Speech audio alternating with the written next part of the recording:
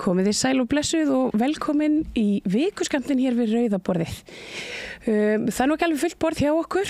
Við eigum von á tveimur geðþekkum tónlistamönnum, þeim Gunnar Hilmars og Pétri Ben, sem að ég vona að nái nú hérna úr umferðinni, en ekki síðri. Margrét Baldursdóttir, túlkur, og Þórir Hraundal, prófessor.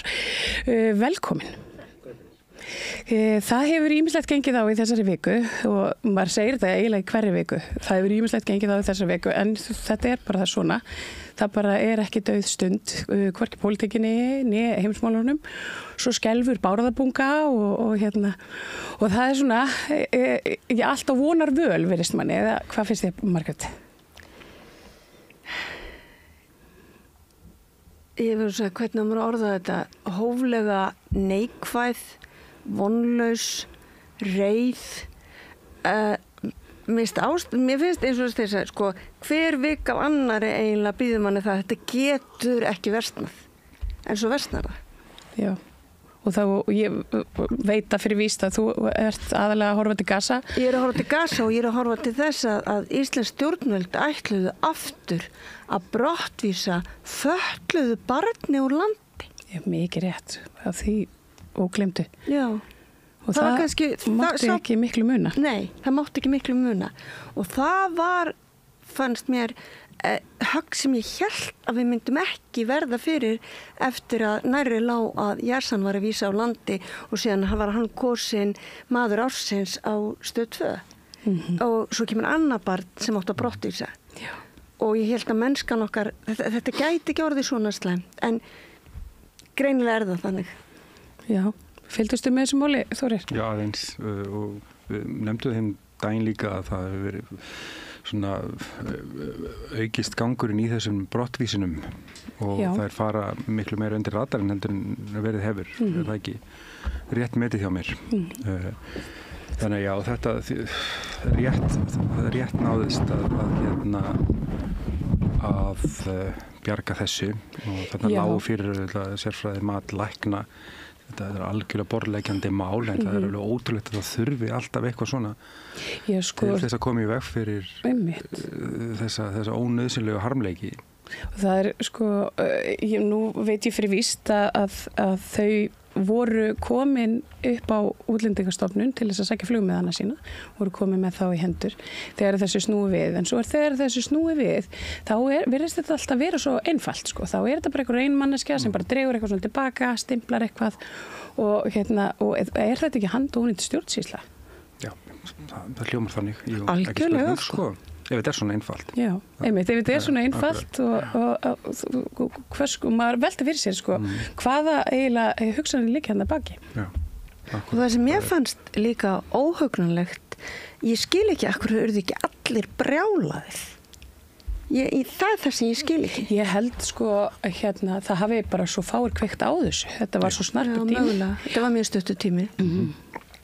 Þetta náði ekki að fara eins hátt og Nei, en maður fann það svona og ég veit að það var komin undirskriftalisti þannig bara örfáum klukkustundum áður en fréttirnar berast að þetta hafi verið afturkallað, tímabundið allavega og það strax hafði safnast þá eitthvað í kringum 1000 undirskriftir það svona eins og almenningur sé einhvern veginn meira vakandi fyrir þessum málum heldur en stjórnvöld. Já, við vísum enn og aftur í þessa skoðanakönnun sem ég held að Félag Ísland-Palestína stóð fyrir síðasta haust, það sem kom skýrlega ljós að langflestir Íslendingar eru sína málsta Palestínumanna skilning og þessum hlutum almennt þannig ég held að almenn Íslendingur sé með bara ákveðlega heilbrigð viðhorf gagnvart þessu, það bara stjórnvöld sem eru vandamálið og þessi stjórnsýsla sem að virðist og greinilega fer gegn vilja þorra almennings. Það bara augljóst. Já, og það bárust fregnir frá utanríkisráðherra sem að þegar ég held að það hafi nú bara verið í Facebook-færslu eða eitthvað svolítið líkt sem að hún talaði tveggjaríkjalausnina og svona ég veit að það fór auðvitað í mjög marga að hún ætlaði þess að fara fyrir einhverjum hópi sem að sem að á fund við kollega á Norðurlöndunum sem að töluðu fyrir tveggjaríkjalausninni. Haldið að það sé raunhæft að tala fyrir tveggjaríkjalausn í þessu máli? Það verið að ræða þetta í Oslo núna á þessum tímapunkti.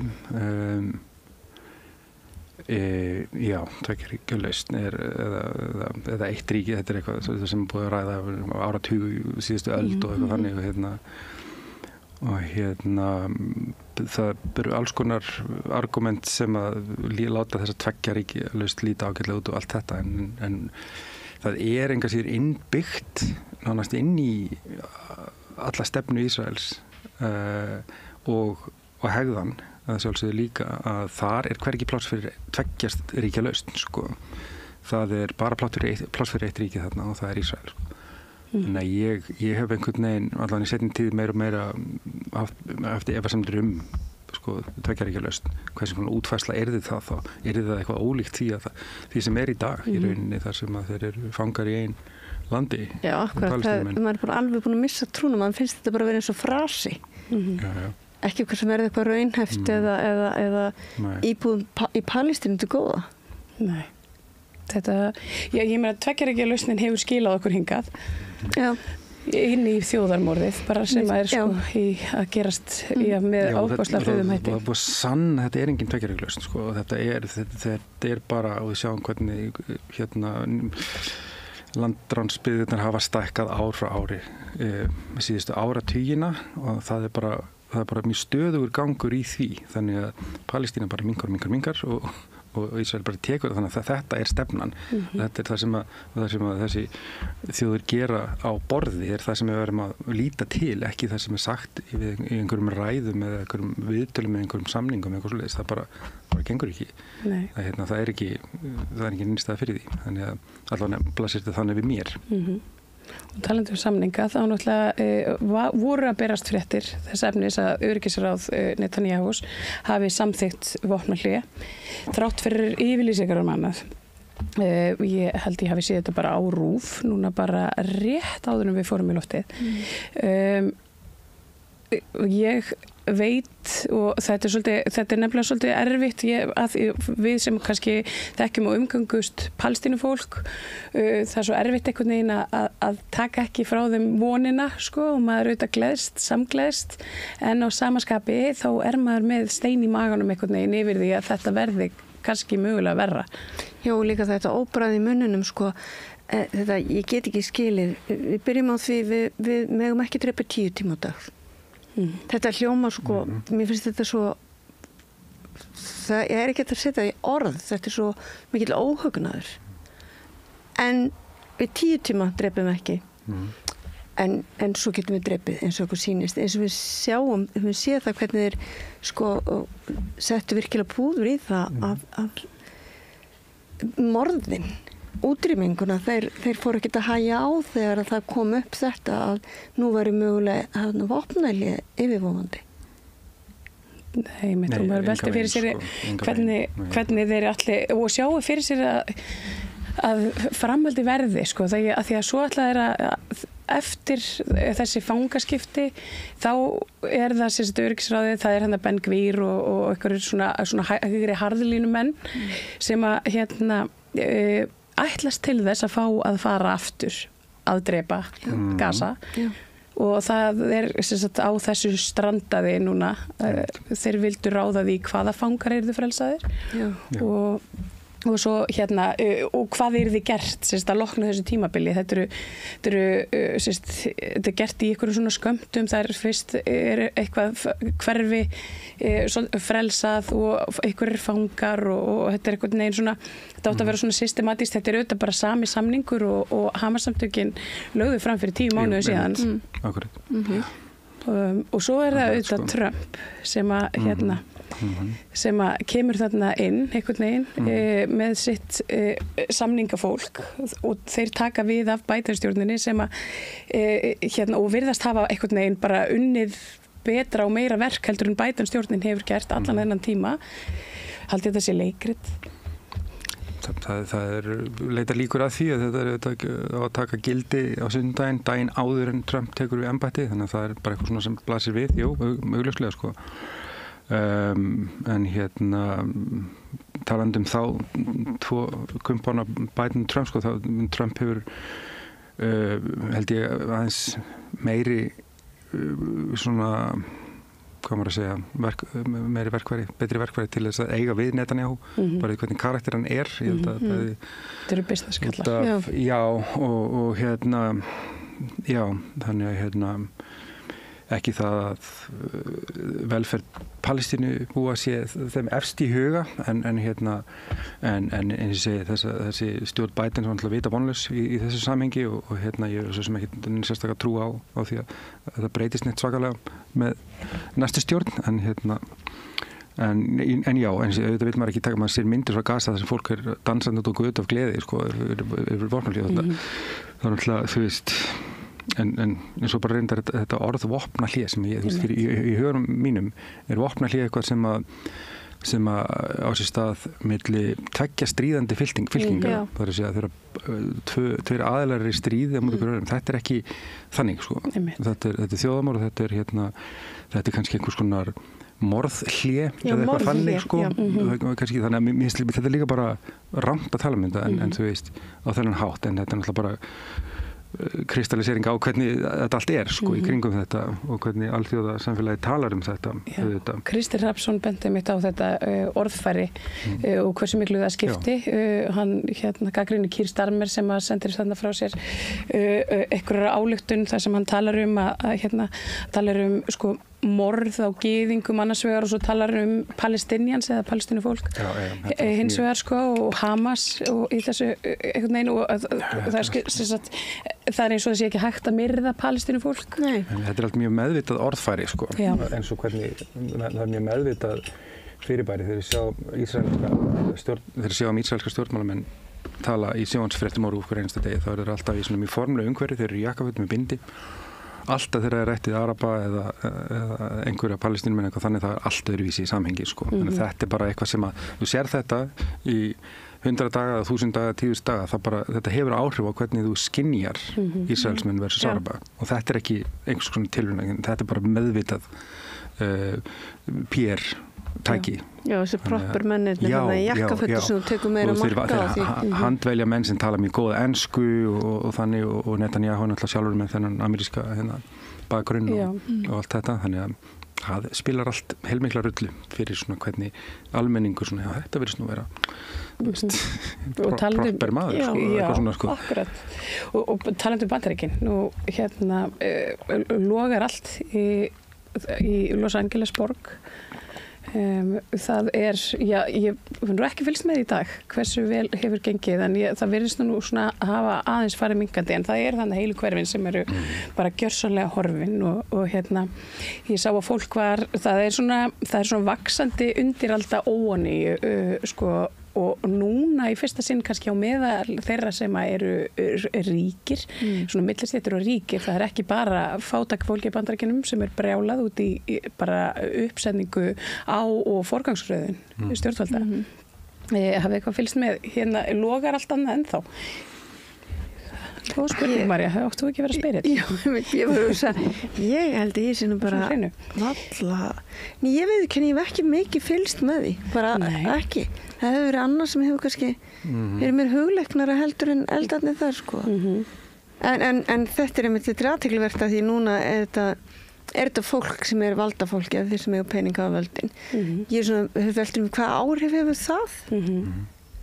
Jú, einmitt og það kannski myndast einhvern veginn öðruvísi þrýstingur nú eru sko libbarnir farnir að tala oligarka í tengslu við Trump það er breytast að setja orðfæri sko nú verðast demokrataflokkurinn ætla að tilengja sér það orðalag svona til þess, ekki það að þau sé eitthvað, þú veist, við sem það vitum, ég meina þau eru alveg miklir ólígarkar og Trump, sko.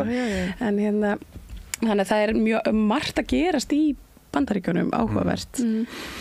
Já, það er náttúrulega hryllilega að horfa á þessar myndir þetta.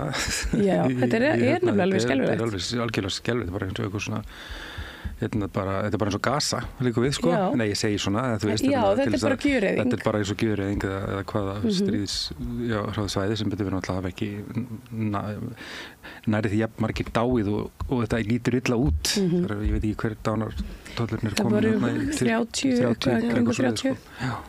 Þannig að þetta eru svakalegir eldar.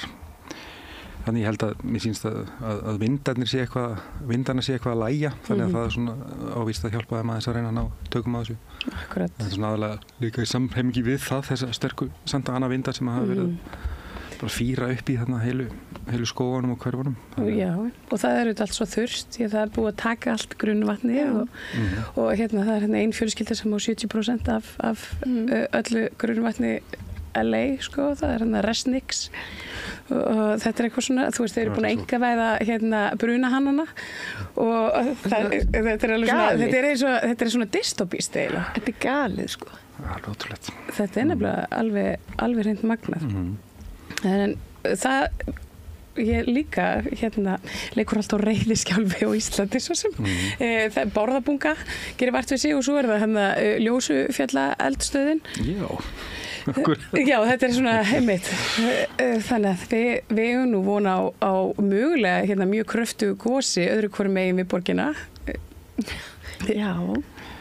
Eru þið búin að hérna, var ekki, það voru svona viðbragðs hérna, muni eftir þessu hérna, þetta var alltaf í símaskráni. Já, alveg. Það var ekki símaskrá, nú er það ekki símaskrá. Nei, nú er engin símaskrá. Þetta er símaskrá, ég sakna símaskránar. Já, ég segi það með þér og var ekki svona, ég man í Kópavogi við Þverbrekkunni, það var eitthvað svona flautur á tveimur blokkum og það var reglulega svona. Já, það var hérna, síðasti 50 dagur í mánuði. Og þá var farið yfir það svona hvað þetta hljóð þýddi og hver viðbröð manns ætti að vera. Akkurat. Ætli ungdómurinn í dag þekki þessi viðbröð? Ætli þið veitir hvað þið að gera í stórum jarðskjálfta?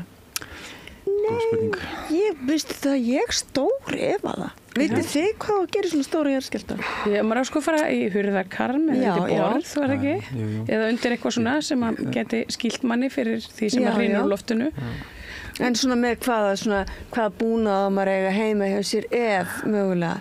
Já, og svo byrjar að gjósa. Já. Ég held að það sé nú bara fátt sem bjargi manni í kröftugu sprengigósi, sko. Ekki útvarmur af flugum.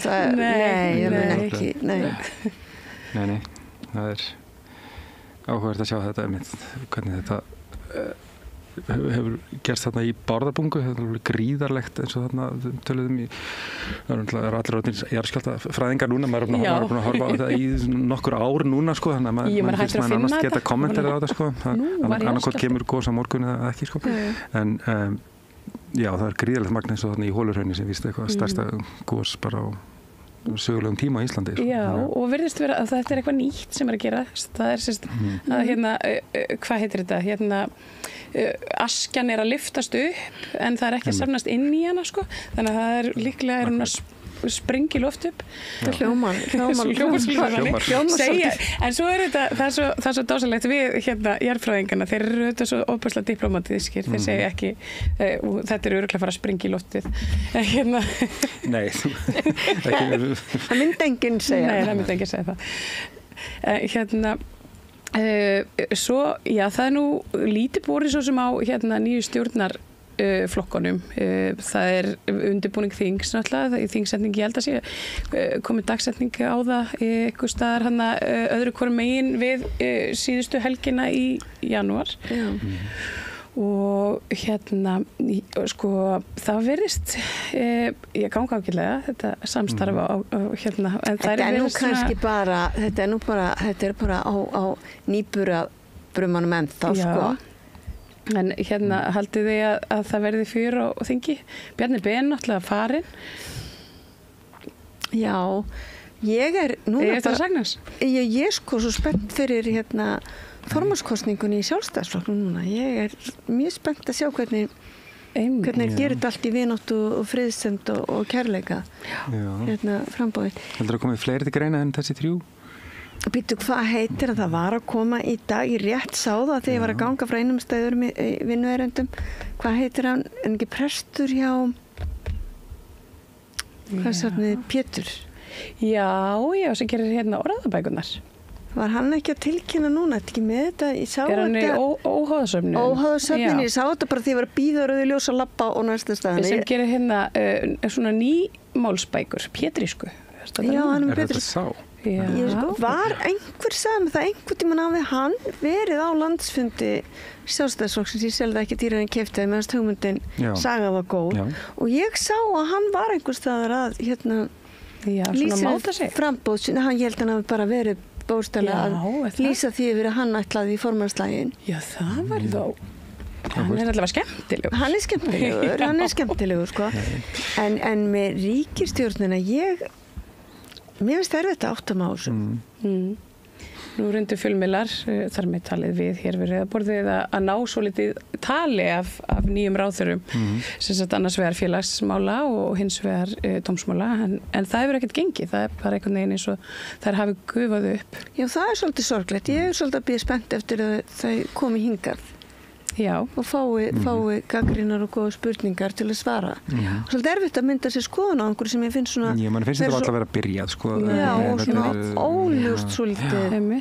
Kannski að það bara verið að einhvern veginn ráðun sínum hvernig línu eigi að taka í hinum og þessum málum. Meðal annars þess að við vorum að tala daginn Gaza, Gaza og Palestínu og allt þetta sem að auðvitað kom sérkennilega út hjá Þorgerði á sín tíma því að hún hefði fordæmt þetta og svo allt í einu var einhvern veginn eins og hún var að draga í land og þannig að mann grunar að þessi verið ekki að vera að bögglast með sko erfiðu málin eða eitthvað svona skilur hvernig... Já, minnst það ekki lofandi hvernig svona verið í og úr einmitt með þetta eftir fundir sem var haldin í Tjarnabí og þar sem að þeir svöruðu spurningunum þeir fulltrúa stjórnmálflokkan sem mættu þar sem að var svara spurningunum til þú að sé verið að fremja þjóðamörð á Gaza þá var spurningin já, svo þau komin í stjórn og þá þá er þetta eitthvað tæknilegt sem ekki rétt sko, þetta, ég meina, skilgengnin þjóðamörði er ekki til að laga tæknilegt fyrirbæri en það er mikið fyrir lögfræðinga að hugsa að allt sé laga tæknilegt sko,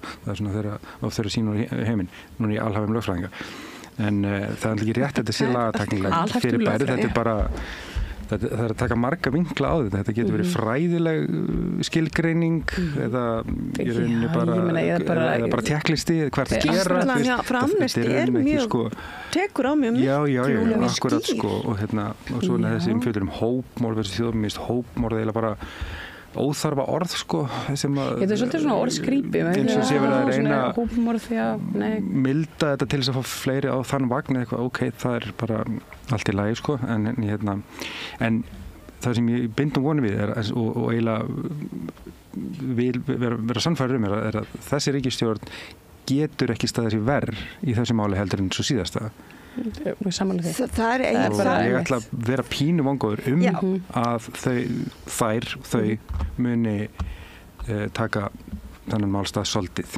En það er ekki hægt að vera verri. Það er ekki hægt. Ég get fullir það hér og nú sko. Nefnum kannski við fengið miðflokkin og sjálfstæðisflokkin tvo saman í stjórn.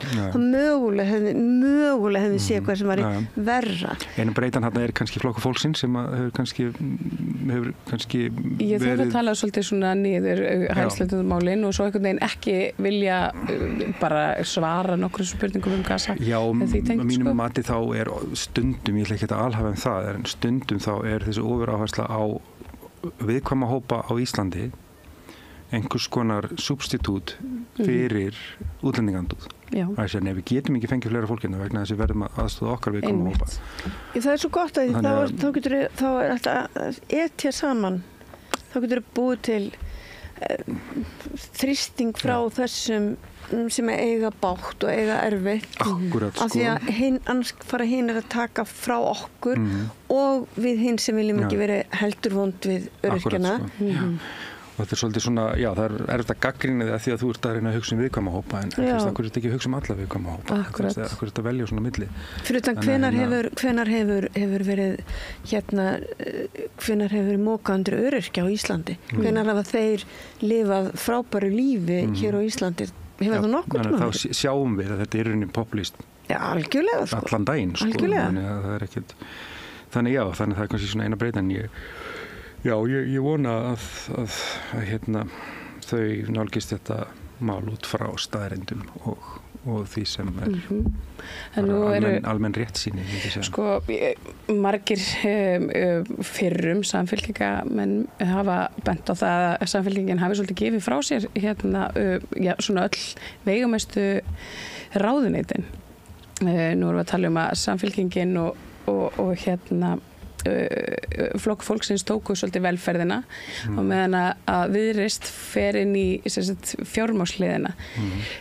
Sjáu þetta ganga upp, hægri efnahagsstjórn og vinstri svona velferð? Sko er ekki líka hægri fjármál og dómsmál? Jú.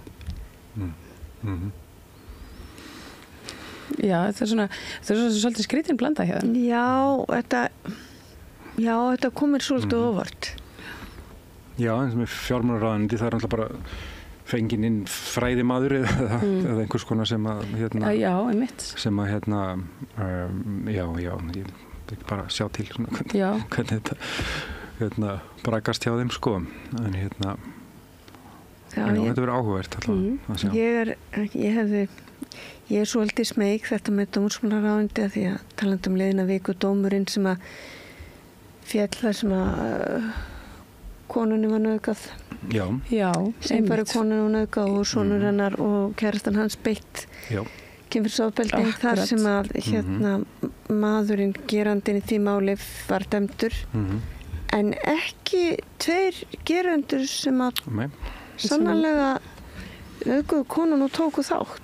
Þannig að ég hefði viljað sjá, ég sem veit ekkert núverandi dómsmála og ég ætla ekki að gefa henni það að vera eitthvað taka þessu vettlingatökum en ég veit ekki kannski gamla samfylkingahjarta mitt eða vinstri félagsæki mannskjan það hefði viljað sjá það ráðuneyti hjá samfylkingunni.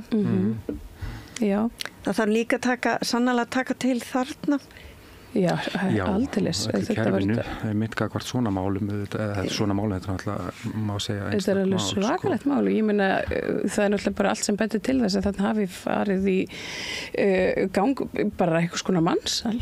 Já, og við erum búin að sjá á samfélagsmiðlum þar sem eru skjáskot, þar sem þessir menn eru að fara að taka þátt í því þeir ætla að beita þessa manneski kynferðislega ofbeldi.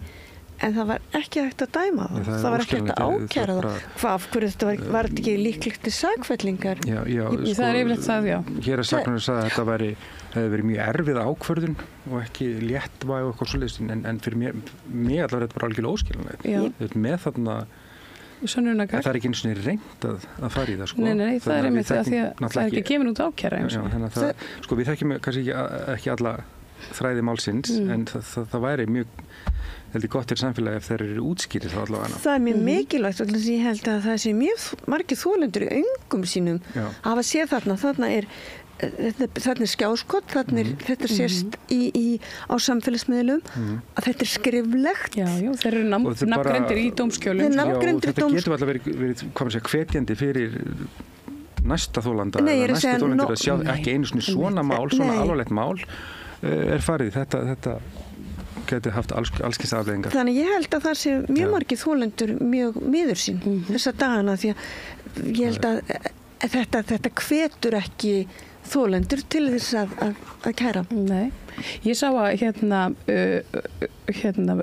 feminista hreyfingin Öfgar þær væru hættar. Ég sá það einmitt bara rétt á einu ljósun sem býð eftir og náðu ekki alveg að lesa. Veitum hvað það snýst? Það verðast bara kannski hafa einhvern veginn svona bara farið í sikur áttina svolítið og upplifið sér svolítið svona ef ég skildi þær rétt að það yrði vonandi ykkur yngri og róttækari armur sem tæki við þeim. Þær voru svona eiginlega að segja bara Gen Z, gjör það svo vel. Akkurat. Já, og mér finnst það svolítið flott, en það er eiga nú ansi margt inn í það. Það eru þetta hristu aldeilis upp í knattspyrnusambandinu og fengu og bara gengur hansi harkalega fram gegn íþróttarhreyfingunni sem að mátti nú aldeilis fara að taka til í og talandu það, þá þetta handboltinn, þið búin að fylgjast eitthvað með honum? Það ég vil að það sé bannað að kveikja á það mínu heimili. Já, þú er svona diktator. Ég tek mér það vald á mínu heimili að það má ekki, nei, það verður ekki fylgst með handboltanum. En nú okkur gengur vel? Já, þetta náttúrulega bara ljósið í janúar, það ljósið lífi okkar í janúar. Ég vonaði rosalega þeir myndu tapa mjög stórt. Já. Hversuna? Bara því þú hatar Íslendinga. Hatar okkur, já. Hatar handbolta, hvað hatar strákan okkar og þetta með samning við fyrirtæki sem Rapid, það aðeins styrtara og Arnarlax. Og Arnarlax, ekki gleyma Arnarlaxin. Og Rapid svona á maganum. Ok, þú búin að sjá mér Alltaf bara einhvern vopnaframleiðenda hérna. Já, þetta er alveg svakalega. Hestamannamótum, hafið farið svona hestasýningar? Já, ég hef einu sinni farið á hestamannamótum. Athyglisvert, ég átti vonum að segja nei. Já, ég hef nefnilega gert ýmislegt. Ok, og ég vil að fólk sér svo hissa, ég hafi farið, en það vegna þess að barnabörnum mín hafa verið í þessu og það var í Kópavogi reiðhöllin þar, það er svona risastór auglýsing, það er einhver útfararstofa. Það er bara svona risauglýsing og það gleður allt. Það þær að auglýsa. Þær eru þetta, það er komið samkeppni. Það kom einhver. Við getum haldið heila þátt og það, ekki sagt það var bara svona eitthvað fólk deyr bara eftirspurnin niður. Nei, það er nefnilega komið samkeppni, það er ekki bara ein lengur. Já, þetta er þannig. Það er komið samkeppni, það er risastór útfararstofa og ef einhver er þarna úti sem hefur langað til að skoða með styrki þá því útfararstofu reynið til að hafa samband við handbolt og fótboltafólkið og það væri nú flott. Mér finnst það flott, Einmitt eitthvað svona útfararstofa Maríu og svona handbolta. Og þetta er líka, þetta er langt orð. Það er alltaf verið draumur minn að vera útfararstjóri. Þá er það komið hér, mér finnst þetta frábær. Ég veit ekki, hvernig kemst maður inn í þann bransa? Þar maður ekki einhvern veginn svona að fara og læra hjá ykkur? Nei, ég held að það þurfa ekki, nei, ég held að sé ekkert sem heitir stofunám eða jarðarfaranám. Þetta er oft vera fjölskyldur sem, eða svona allavega það sem ég þekki til eitthvað smá, það er svona feðgar og eitthvað, þannig það gengur svona. Já, þú veist. En já, það er bara mjög svo ólíka drauma. Já, þetta er alltaf skemmtilegt. Mér fannst, þau gleðum alltaf pínlítir sest alltaf niður að því mér hrætti að hestar séu svo risastóru auglýsingu. Ég var alltaf flissaði yfir henni, sko. En það hefur verið gaman ef að þeir væri með einhver útfarstofu og treyna sér, en að vera með Rapid og hvað segir það þessu rassinaðan? Arnarlax. Þá er maður selur ekki Handboltalandslið Íslands í svona, þetta er alveg, þú veist, alltaf því pólitískt. Ég meina þegar ég byrjaði, var svona tiltölulega nýbyrjuð í fjölmiðlum fyrir örfáum árum síðan þá byrjaði ég með ásamt henni Sunnu Ben, við vorum með útvarpsþátt á X-inu sem átti að vera svona mótvægi við svona pungafíluna þar innan hús og við það var þáttur tónlistakonur þær hétu og þátturinn hét Barmageddon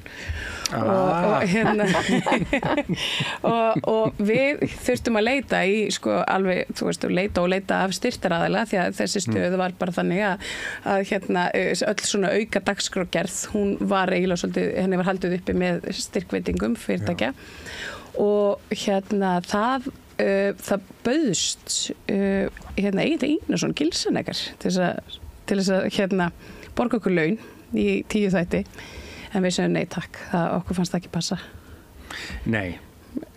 Nei, sko fjárþjálfun Gils fyrir Barmageddon. Þið hefði ekki farið í lífsstykjafyrirtæki eða eitthvað? Hverju styrkti ykkur, mannstu það? Það hafi nú bara verið eitthvað svona dömubinda eitthvað. Já, einmitt, en við þurftum að leita svolítið, þú veist, og við þurftum að fara að spyrjast fyrir hann. Það var þessi eini sem að bauðst til þess að borga okkur laun, sko. Það var fjárþjálfun Gils því að hann vildi heyra okkur lesa upp Barmageddon væri í boði fjárþjálfun Gils. Já, þetta er eitthvað. En sko einmitt þetta að selja sig svona og þannig að nei, ég ætla ekki að horfa á fótboltan. Nei, ég er bara forfallinn íþrótta áhuga maður og ég horfa á handboltan sko bara, en þessi ákvörðun með þessi fyrirtæki þetta náttúrulega hlýtur að leitun að fyrirtækjum í Íslandi með verra orðspor heldur en þessi 2 fyrirtæki. Þetta er svona eins og bara ég skil ekki að þetta sé einu fyrirtækin sem eru fáanlega til að styðja íslenska karlalandsliði. Hvað bara með mannréttindaráð Reykjavíkurborgar?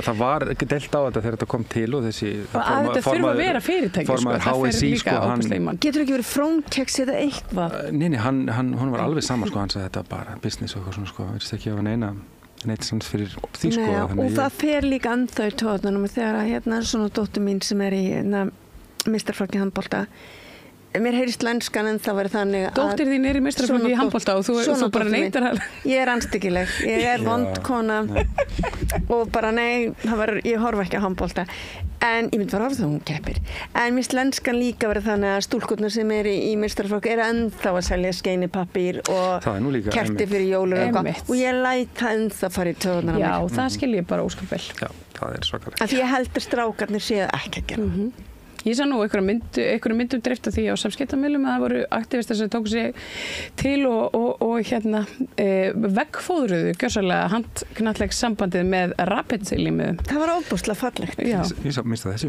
Já, það fór nú ekki, ég sá þetta nú bara á einhverju vefsíðu hjá einhverju svona aktivistum en hvort það var límiðaskvís eða eitthvað svona sem að setur inn svona á Instagrami sitt. Það var eitthvað eitthvað ég raka augunni þetta, ég var mjög ánægð með þetta framtak. Þetta var mjög fallegt og mér skilst að það hafi að það sé hluta þessu sé ennþá að það hafi eitthvað gengið illa að ná þess af greinlega. Já, það er bara náð af glerinu. Já. Ekki af körmónum og það Getið skjóli nætur bara eitthvað svoleiðis já, vel gert. Allir litlu límiðarnir eða? Nei, þeir voru alveg stóri Sérðu, hvað er fallegt? Já. Þetta er vel gert. Já, þetta er dugnaður og þetta er bara all hurðin og gluggarnir syngur með við. Já. Þetta var verið gert. Þetta var virkilega vel gert. En þú horfir á handboltan? Sko, ég er svona lörker. Já. Já. Stendur Já, og svona, þú veist, ef það gengur ógeðslega vel og það er komin einhver þú veist, við erum komin í 4-liða úrslit eða 8-liða úrslit eða eitthvað, þá eiginlega svona kveiknar á okkur áhuga og einhver svona þjóðarstolti og ég nenni að horfa. En svona fram að því kannski ekki dúðalega mikið. Og ertu þá alveg strákarnir okkar Já, þá ég gæti alveg dottið í það sko. Ég er bara alveg gersnitt þessu. Ég er svona kaldlynd.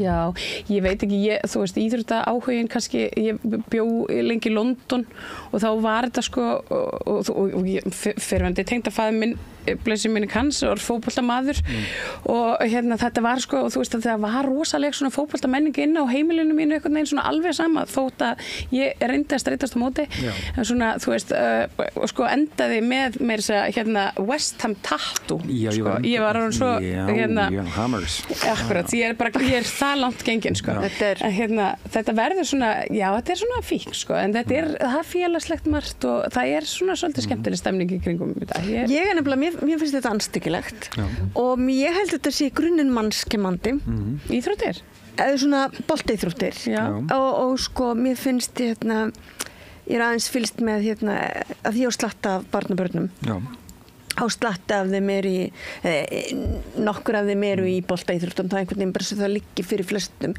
öll mín börn hafa eitthvað verið að fikta í boltaíþróttum og síðan börnin þeirra og mér finnst það ótrúlega snemma að byrja að plokka út hverjir eru svo góðir og það er í fleiri það er ekki bara í boltan, nú ætlum ég bara að vera neikot í boltan Já, við leiðum það andbolta manneskja og þá er svona rosalega áhersla og það er valið í A og B-lið og ég sá hann í svona einn ömmu drengi minn koma að fara fótboltamót hann var ekki orðin 6 ára hann var pínlítið putti Er þetta aðra fótboltinn sem þér tekur eftir þessu eða að því að mín börnum þá finnst mér þetta meira ábærandi í fótboltanum Já, ég er að segja, nú er ég að tala um fótboltan ég held þetta mín tilfinning þetta sé sko mér umtalsvert skárra í handboltanum af einhverjum ástæðum en hann að koma á mót og hann 6 ára, hann pínulítill og hann bara ofboðslega leiður vegna þess að hann átti að vera í liði 2 hann átti sig þarna á því að lið 1 þá voru klárustrákarnir, hann var í lið 2 þannig hann ætlaði þá bara að hætta og ég varð ofboðslega reið og mögulega skrifaði einhverja nokkra tölvupósta og sendi frá mér varðandi það ef þeir að skipti einhver lið látið þá breyta banan og appelsín og látið flæða á milli, ekki vera láta 5 og 6 ára hann þetta er kannski bara misjafnt við liðum, ég veit að þetta er gert sko, það er verið að reyna allan með yngstu liðin, sko þegar dóttir mín allan að vera í fótbolta sem bara sko þá fengur liðin leikmanna í meistaraflokki kvenna. Það fannst mér ágætis hugmynd. Já, það er fín hugmynd. Og þannig að það er einhvers konar meðvindumynda en það mætti kannski gera betur. Þeir eru svo fljóta átt að sagði þessi góður, þessi góður. Ég er aldrei liðið með þessum, þá er ég ekki góður. Og stemningin hjá foreldrunum. Og ég ætla ekki endilega að segja bara feðrunum. Þó mögulega hafi ég þetta er svo misjafnt sko, þetta er svo misjafnt eftir. Já, ég sem sagt hef farið sem amma á marga leiki og mér hefur oft blöskrað. En kannski að allt öðru. Því að nú myndist við hérna dómsmál á þann og þá var Hvammsvirkjun var slegin út af borðinu. Ég las dóminn svona bara í einhverju framhjólaupi. Þetta verðist nú bara verið bara ákveðin áfellisdómur yfir Landsvirkjun og þeirra starfsemi sem að eru ekki hættir þrátt fyrir að þessi búið að slá fingurnar á þeir og virkjununa reynilega út af borðinu. Fylgdust eitthvað með? Ekki svo mikið en ég náði þess að það er ennþá verið að vinna í þessum aðstöðugerð og bara alls konar, þannig ég náði því ekki alveg reynilega. Varst þú búin að skoða þetta mál betur? Nei, þetta var einmitt bara, einmitt, þeir eru það er ekki búið að stöðva framkvæmdina í rauninni. Nei, einmitt. Hún er ennþá einhvern veginn svona rúllandi þó að það sé búið að slá virkjunin út af borðinu vegna þess að hún var dæmd bara ólögleg eða framkvæmd hennar var ólögleg en Landsvirkjun ætlar að halda áfram að vinna en samt hætta á einhverjum tímapunkti. Þannig að maður hugsa með sér sko, hvað ætli vaki fyrir þeim? Ætla þeir að reyna aftur með einhverjum öðrum áherslum eða hvernig, þú veist, það var þessi aðferðafræði þeirra sem þeir notuðu og beittu til þess að fá virkjunina í gegn fyrir það fyrsta var þetta ólögmætt. Ætli að bara gera aðra tilraun bara með breyttum áherslum. Er ekki allar líkur á því? Hljómar þannig. Þetta hvað við erum rólegir yfir svo bara við erum að halda áfram að vinna. Og er það ekki það bara vita það að næst þeir einhvern veginn komast þeir gegnum þetta? Kannski er búin að með bara lögfræði teimi sem finnur þá þessa tæknilegu galla á þessu og reyna að strauja það út fyrir næsta umferð eða eitthvað þannig. Þannig þeir sé bara sultu slakir og það er svona tilfinningin sem maður fær. En annars er ég er ekki vel inn í þessu máli. Alls ekki. En það er nú svo sem margt annað að ræða líka. David Lynch dó í gær. Það er nú mikill missir af honum. Blessuð sé minning hans. Já, blessuð sé minning hans. Ég viðurkenni það, ég var bara svolítið döpur yfir því. Mikill Lynch aðdáandi. Og já, það er mikill missir. Það velti fyrir sig hversu vel yngri kynslóðir í dag vita af hans meistaraverkum og arfleifð. Já, akkurat. Ég hef svo sem enga tilfinningu fyrir því. En þetta var gríðarlega áhrifamikið fyrir okkar kynslóð og aðra sko. Já. Og svo talandi um kvikmyndir, þá er frönsk kvikmyndhátíð. Eru þið búin að fara í bíó? Ég hef bara ekkert farið í bíó. Það er búið að vera bara svona félagsleg bugun. Já. Bara vinnan, mótmæli. Það er eitthvað sem tengist því, en einhvern veginn, ég hef bara svolítið sett annað til hliðar.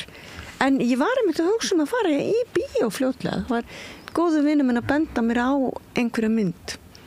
Í Bíóparadís. Í Bíóparadís? Já.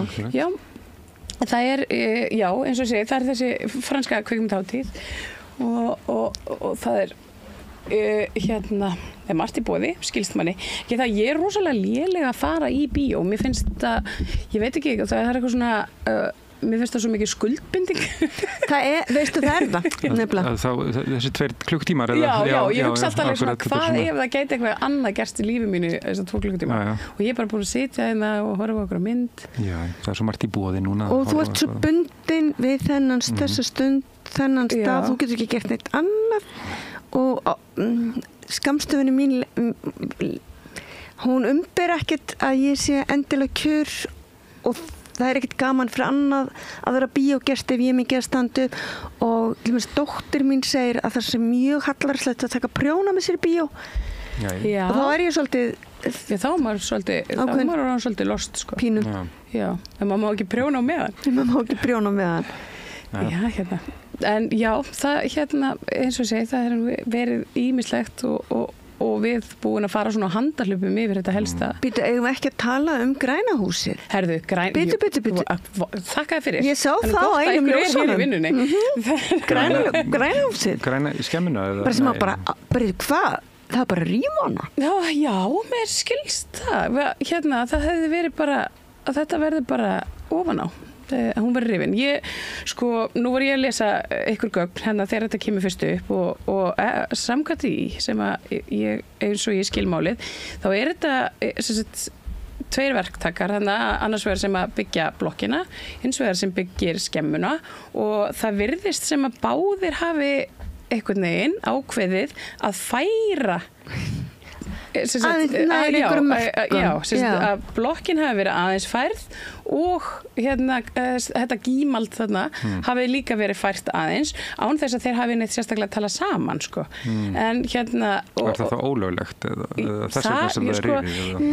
Það virðist nefnilega ekkert vera neitt rosalega aktíft byggingareftirlit í borginu og það hefur nú verið margsins kvartað yfir því að það er þetta verktakaræði sem að tröll ríður hér borginni því að það er sko þegar að sinna á byggingareftirliti þá er þá nú yfirleitt bara í höndunum á verktökunum sjálfum að skila bara inn skýrslu til eftirlitsins að það sé allt með feldu á byggingarsvæði. Þetta er víst bara verkferðlaðinir. Þannig að þeir eru svolítið að fylgjast með sér sjálfur. En mögulega verður einhver stór breyting á því að það bara heilt hús, það þarf bara fjarlægja. Já, þetta er ekkert smá hús. Þetta er rosa stórt. Greiðlega mikið, já. En ég meina, það var páfagaukarnir í blokkinni geta allavega farið að syngja eftir. Ég heyrði að þeir voru þagnaðir, voru orðin svo dabris. Já, er ekki maður þarf að breiða við búrin þeirra þar? Jú, einmitt. Hann hafa bara búið að breiða endan yfir búrin þeirra. Ég heyrði það bara að páfagaukarnir í þessum blokkum þannig væru þagnaðir. Já, sem er alltaf bara veit ekki á gott. En mér fannst þetta mjög athyglisvert. Ég ætla ekki að trúa þess að verður það bara rifið. Fyrirgefið þetta er. Já.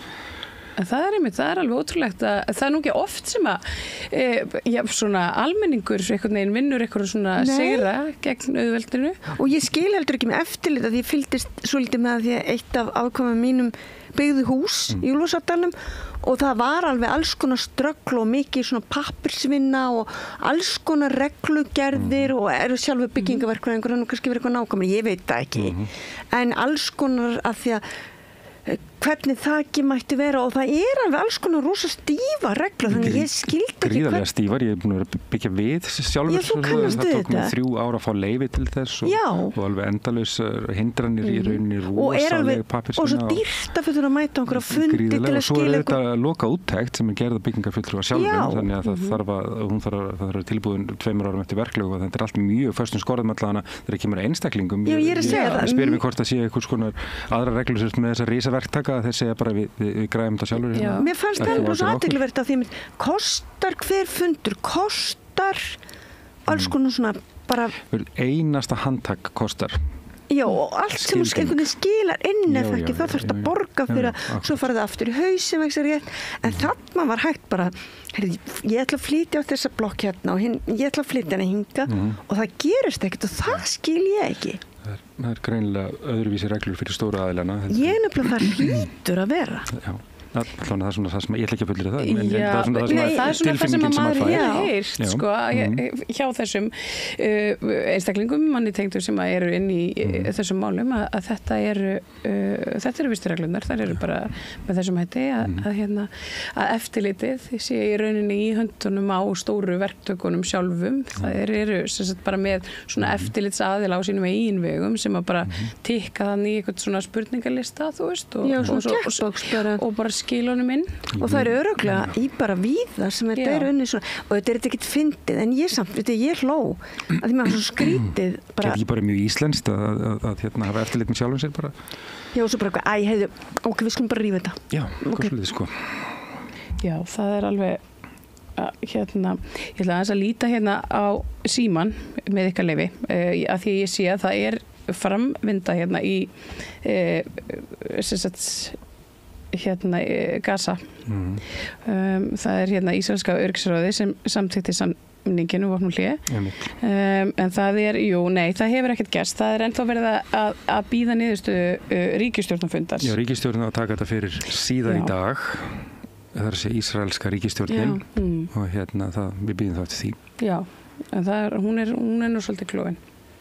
Já, og þannig að verður að fylgjast með þessu og en eins og ég segi þegar fréttirnar komið að þessu samþykki þannig að það er einhvers konar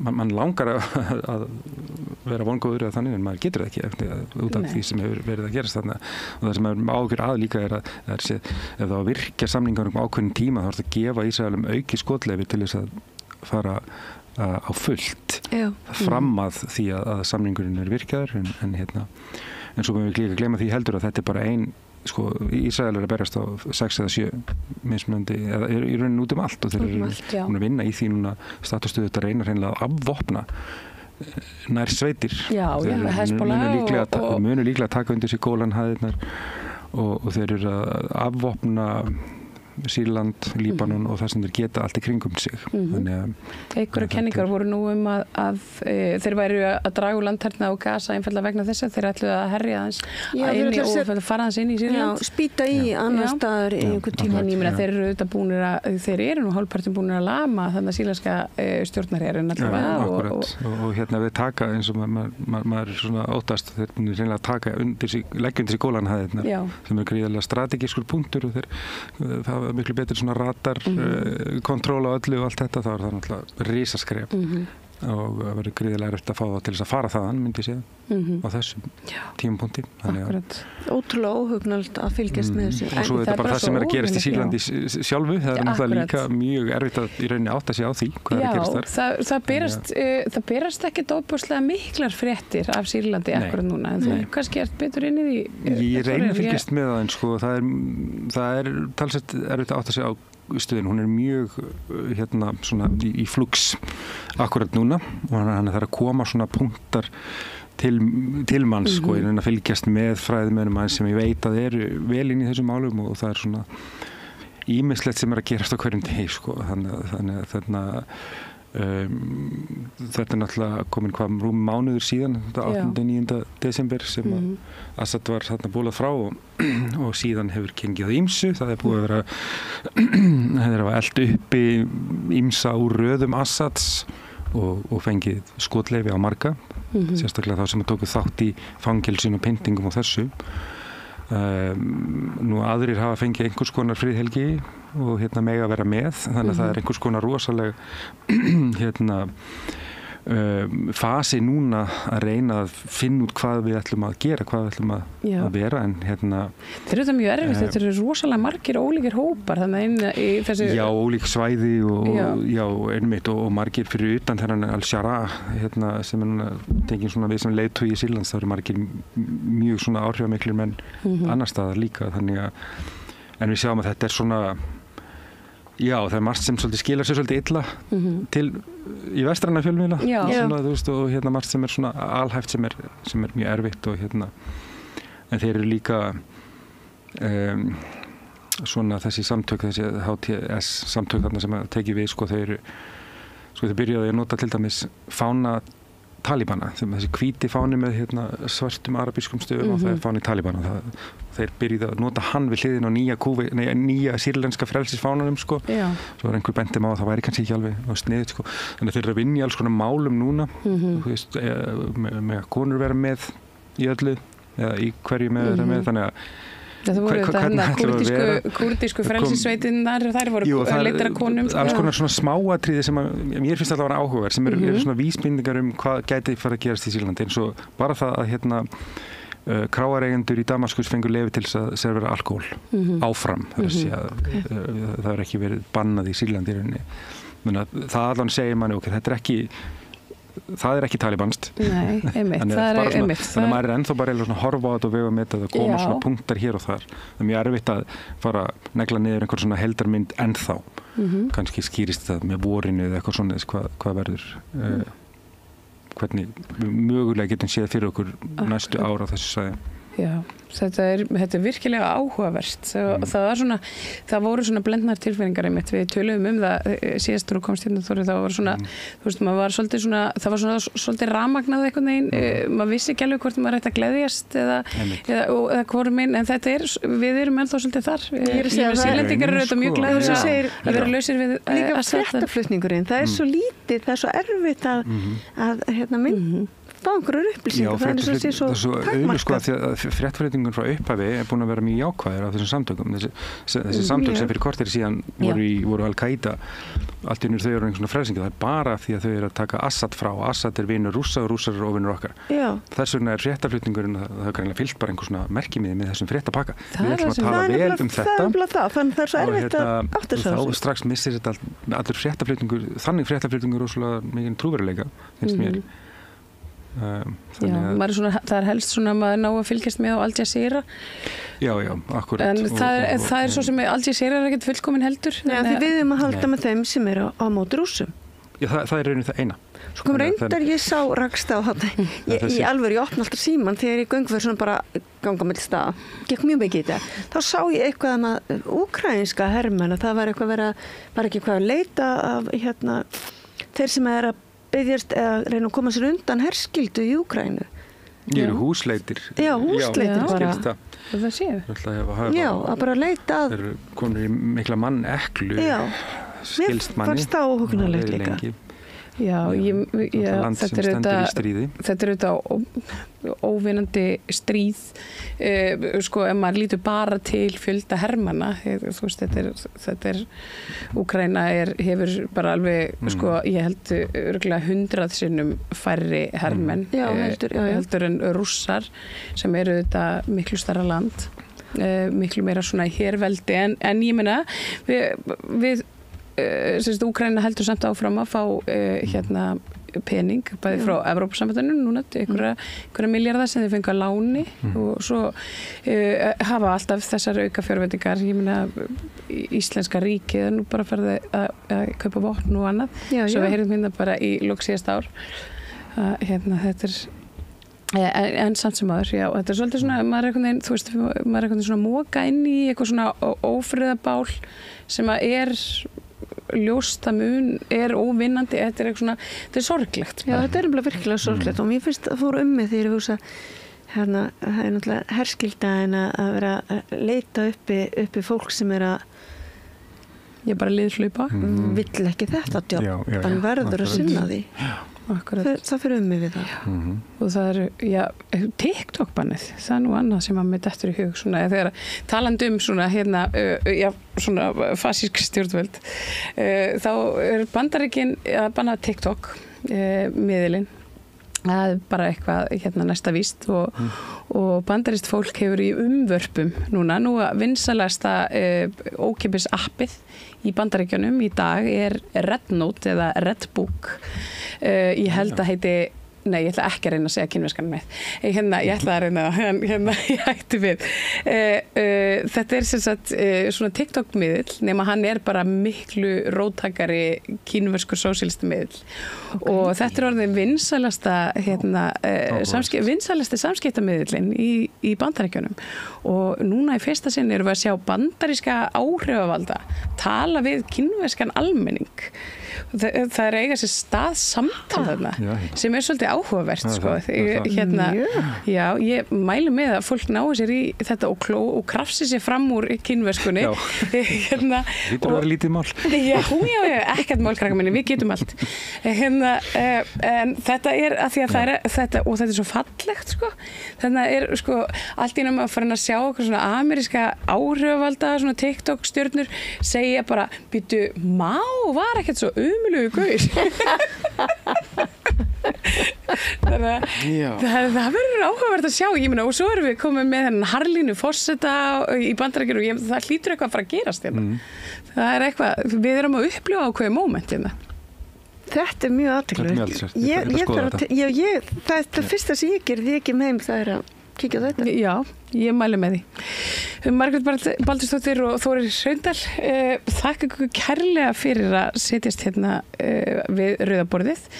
Þið stóðu ykkur bara með þeimum vel Mín ánægjan, takk fyrir Þið eru bara hress og skemmtileg og ég mun bara fá ykkur örugglega bráðum aftur mér finnst það nú bara líklegt þið eru nú orðin fastagestir hérna Þetta er nú bara í annan sinn sem ég kem sko í fyrraskipti var ég eiginlega svona meira að túlka heldur en að tala alveg rétt og hlustendur góðir, ég þakka ykkur kærlega fyrir athyglinna og þið sem eru að hlusta okkur í bílnum, ég bið ykkur nú að fara sérstaklega varlega því að það er hált og það er kalt og það er gul viðvörun þannig að nú skulum við bara kósa okkur niður í gott teppi og kakó og njóta helgarinnar. Takk fyrir mig, ég heiti María Lilja og þið eru að hlusta Samstöðina.